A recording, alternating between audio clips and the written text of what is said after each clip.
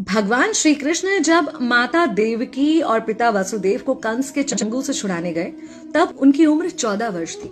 उनकी माता ने उनसे पूछा कि बेटा तुम तो भगवान हो, तो तुम हमें पहले ही कंस के चंगुल से छुड़ा सकते थे, इतनी देर क्यों कर दी? तो कृष्ण जी ने कहा, माता क्या पिछले जन्म में आपने मुझे 14 वर्ष का वनवास नहीं दिया था? माता हैरान रह गई, बोली ये क्या कह रहे हैं आप? तब कृष्ण जी ने बताया कि पिछले जन्म में मैं राम था और आप थी माता कैकेयी, और आप ही ने मुझे 14 वर्ष का वनवास दिया था, और कर्म फल से कोई नहीं बच सकता माता, इसलिए आपको 14 साल का ये दुख सहना पड़ा।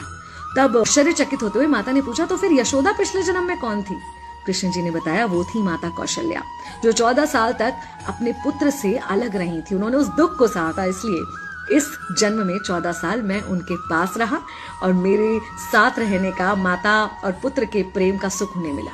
कहने का मतलब यह है कि कर्म फल से ना उस युग में कोई बचा था, ना आज कोई बचेगा। खुद भगवान भी कर्म फल से नहीं